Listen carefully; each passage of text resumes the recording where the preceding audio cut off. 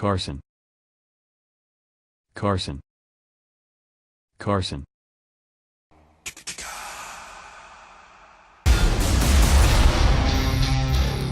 Permission to come aboard.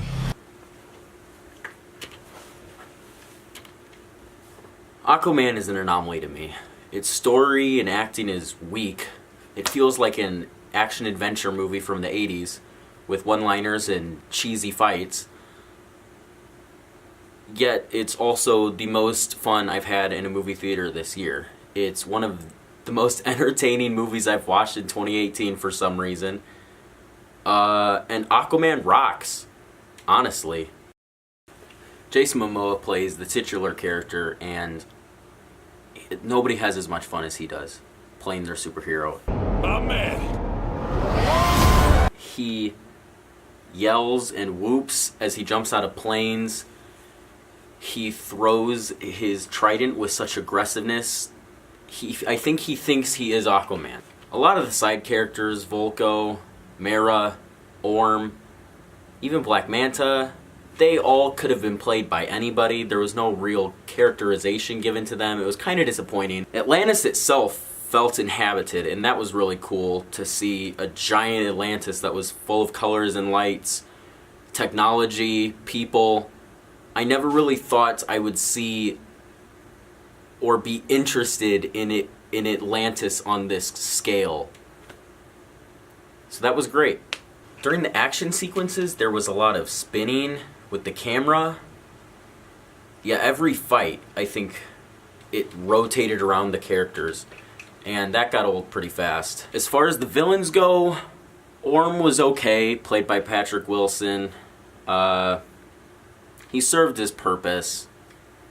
Black Manta was barely in the movie. He had a cool helmet and stuff, but other than that, I guess he had this relationship with his dad that was okay. The score for the movie was pretty interesting. It sounded somewhat like Tron Legacy. I was not anticipating that. I expected Little Mermaid, I guess. The trench was well done. It reminded me of, in Spider-Man 2, Sam Raimi's Doc Ock scene, where it's like a horror director allowed to be back in his roots in a big budget superhero movie. Unfortunately, it was pretty predictable at times. I was predicting one-liners. I was predicting sequences that would happen. Like I said, the acting was subpar. Nobody was really blowing me away. There were times when it would zoom into Jason Momoa's face and like cut around his eyes, and he wasn't delivering anything, and I had no idea what I was supposed to feel. Ocean Master had this CGI mask. It was really weird. It was like Deadpool's mask, but like a real face underneath.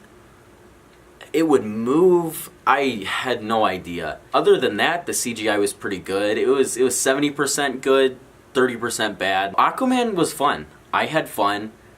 It was at least a 73% out of 100. I would see an Aquaman movie again. I never thought I'd say that, but Aquaman was awesome. When he had his armor, when he finally came out with his armor and a trident, I wanted to scream because that was so cool. Even though earlier in the movie, his mother said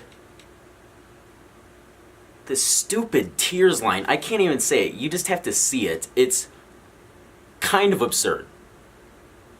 But that's how the movie is.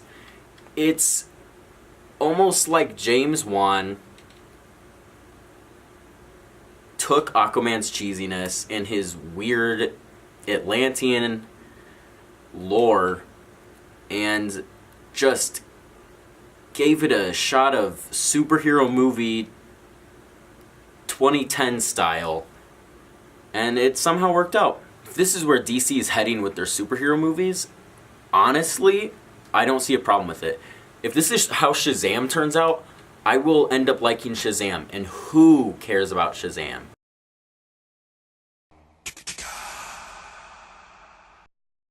Hey, thanks for watching my video if you did. Like and subscribe, because that's the kind of guy I am now. So, keep watching my videos. I love doing reviews.